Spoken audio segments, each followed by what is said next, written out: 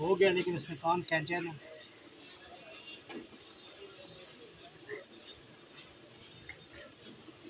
दर्द हो रहा है, खून निकल रहा है।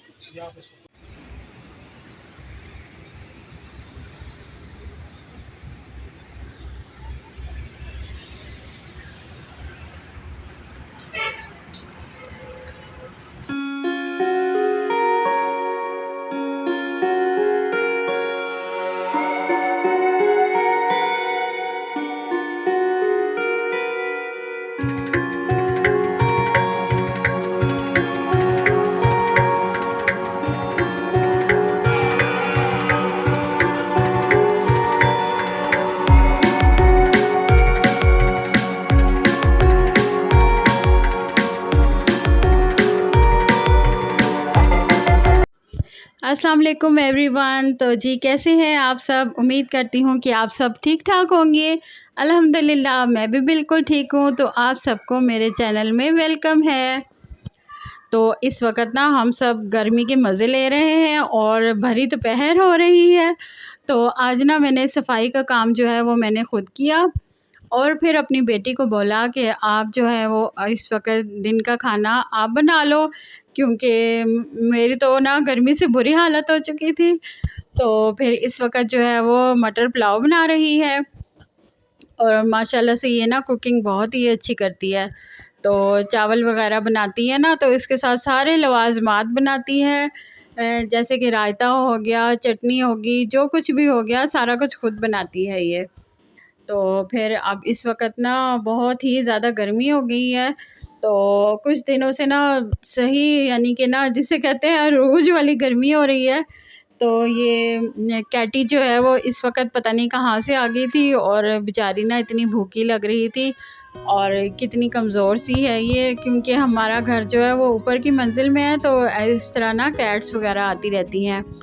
तो फिर मैंने क्या किया, मैंने फ्रिज से दूध निकाला। अब मैंने कहा कि मैं इस वक्त इसको ना दे देती हूँ, क्योंकि बेचारों को ना पता नहीं कोई खाना देता होगा नहीं देता होगा।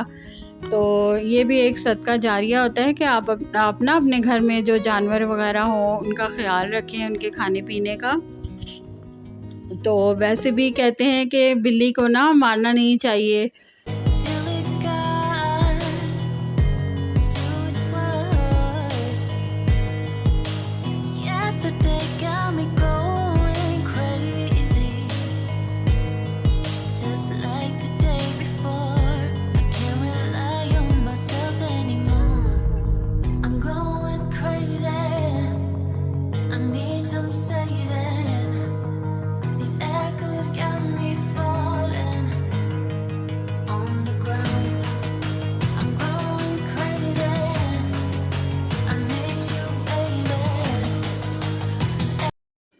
तो आज ना मेरे हस्बैंड बहुत ही ज़्यादा जल्दी सुबह अपने काम पर चले गए थे।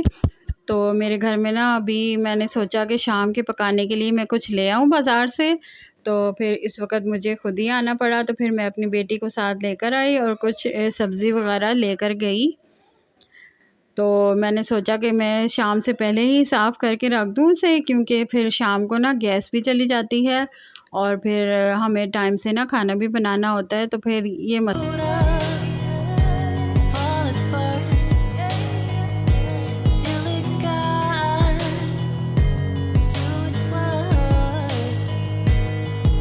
बाज़ार हालांकि हमारे घर से बिल्कुल नज़दीक ही है, लेकिन फिर मेरा ना गर्मी से बुरा हाल हो गया और इतना ज़्यादा पसीना आया। तो ऐसे लग रहा था जैसे डिहाइड्रेशन होने लगी है। तो फिर वैसे भी स्वेटिंग आजकल इतनी ज़्यादा होती है ना कि हमें मशरूबात का ज़्यादातर इस्तेमाल करना चाहिए। तो फिर मैं अब इस वक्त जामे शीरी बना रही हूँ और इसमें मैंने ना तुख मलंगा फिर डाला। तो ये बहुत ही ज़्यादा रिफ़्रेशिंग हो जाता है और वैसे भी तुख मलंगे का यूज़ हमें ना गर्मी में करते ही रहना चाहिए। तो मेरे हस्बैंड जैसे ही घर आते हैं ना, तो वो ये कहते हैं कि मुझे ना जल्दी से चाय मिल जाए। तो लेकिन आज ना मैंने उन्हें बड़ी मुश्किल से रोका, मैंने उन्हें चाय बनाने नहीं दी। मैंने कहा नहीं, आज आपको चाय नहीं मिलेगी, आज आप यही पिएँ। तो फिर वो बड़ा मुँह सा बनाकर बैठे हुए थे, तो मैंने उन्हें ना ये शरबत ही पिलाया, क्योंकि वैसे भी खाना तैयार ही था। तो फिर खाने के टाइम पे अगर वो चाय पी लेते, तो फिर उन्हें भूख ही ना लगती। तो जी ये देखिए, अब मेरी बेटी ने कितनी मज़ेदार सी मटर पुलाव बनाई। इसके बाद मैं बाज़ार फिर दोबारा आई और फिर मैं अपनी बेटी को लेकर आई इसके कान सिलवाने के लिए। तो फिर देखिए ज़रा फिर क्या सीन हुआ। ये दुकान वाले को ना बिल्कुल भी यानी कान सिलने नहीं आ रहे थे, और इसने ना ये गन रखी हुई थी। तो इसने फिर ऐसे ये भी नहीं बताया कि मेरी गन ख़राब हुई हुई है। उसने ना बस जल्दी से इसके कानों पे निशान लगाए और इसके ना कान छेदने शुरू कर दिए। और मैं खड़ी हुई कह भी रही थी कि आपने इसके कान पे स्प्रे नहीं किया कि जिससे कि ना कान जो है वो इसके सुन्न हो जाते। तो इसने ना मेरी बात ही नहीं सुनी। इसने क्या किया, मेरे कहने से ना इसने जो बॉडी स्प्रे होता है वो इसने इसके कानों पर कर दिया, और अब ये देखिए इतना ज़्यादा रोएगी, ये इतना ज़्यादा रोएगी।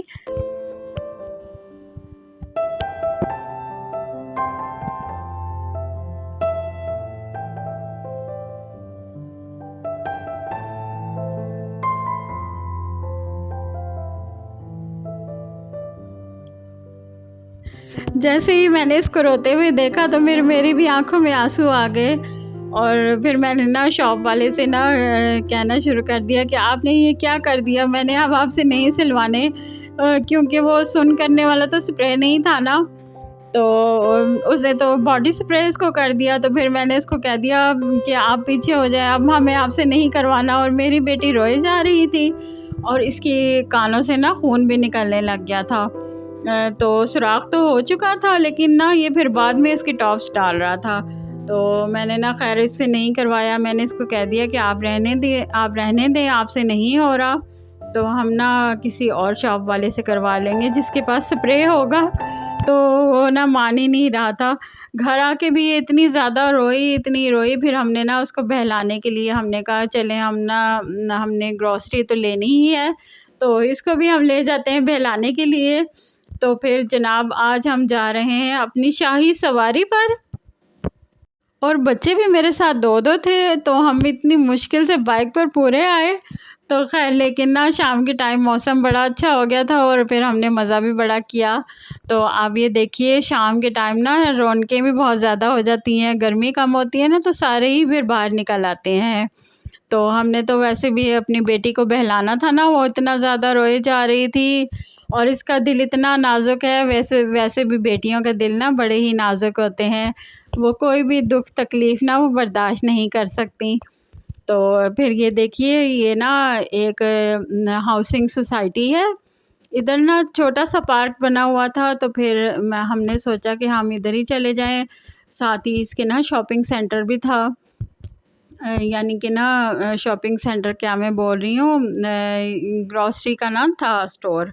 तो वहाँ फिर हम वहाँ भी गए और हमने इसको ना झूले वगैरह भी दिलाए। तो फिर इधर आकर ये काफ़ी बहल गई थी, लेकिन खैर डर भी बहुत ज़्यादा रही थी।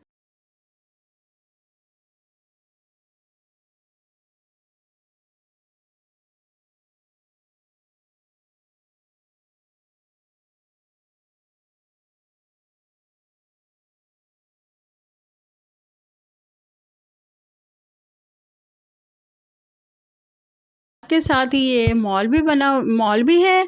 तो फिर हमने सोचा कि हम जाकर अलीज़ा को कुछ चीज़ें वगैरह दिलाएं जिससे ये बहल जाए, और फिर साथ ही हमने ना थोड़ी बहुत ज़रूरत की भी चीज़ें ले लीं। तो इधर आकर ना ये काफ़ी बहल गई। तो वैसे भी ना मेरी और मेरे हस्बैंड की ना बेटियां बहुत ही ज़्यादा लाडली हैं। इनकी आँख में ना एक आंसू भी हम लोग नहीं देख सकते। जैसे ये रोती हैं ना तो हमारा दिल बिल्कुल पसीज जाता है और हम कहते हैं कि दुनिया जहान की हम चीज़ें इनको दे दें, बस ये रोए ना।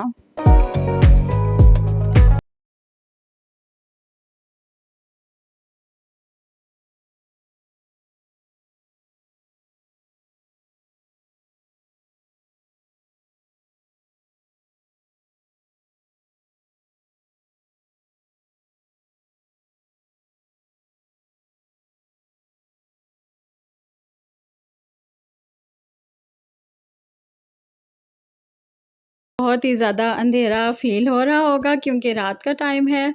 तो हम लोगों ने ना इधर वॉक भी की। वॉक करके थोड़ा सा हम थक गए, फिर हम यहाँ पर बैठ गए। और हमारे पीछे ना आपको जो नज़र आ रहा है ये फाउंटेन बना हुआ है। तो इधर ना इतना ज़्यादा अच्छा क्लीन एरिया है और इतने अच्छे घर बने हुए हैं। और मैं ये अपने हस्बैंड को कह रही थी कि मैं ज़रूर एक ना एक दिन ना इधर घर बनाऊँगी। तो वो कहने लगे कि नहीं, हम लोगों का इधर दिल नहीं लगता। मैंने कहा कि नहीं, इतना साफ़ सुथरा एरिया है, पार्क है, देखें ना शॉपिंग मॉल है, सब चीज़ें हैं। तो लेकिन ना ये बात है कि जहाँ पर इंसान पैदा होता है वो चाहे जगह जैसी भी हो ना, इंसान को वही जगह अच्छी लगती है। तो ये देखिए ये मस्जिद भी है। इन लोगों की ना हाउसिंग सोसाइटी में इतनी प्यारी मस्जिद बनी हुई है। तो मैंने सोचा कि आपको जाते-जाते ये दिखा दूँ। इतनी ज़्यादा खूबसूरत इन्होंने और इतनी प्यारी बड़ी मस्जिद बनी हुई है इधर, तो मज़ा ही आ गया ना।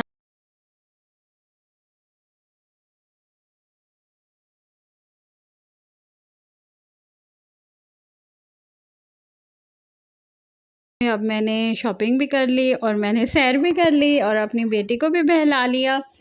तो अब ये ना मैं सारी चीज़ें अब अपनी समेट रही हूँ और इस वक्त रात का टाइम हो चुका है और अब मैं लेती हूँ आपसे इजाज़त।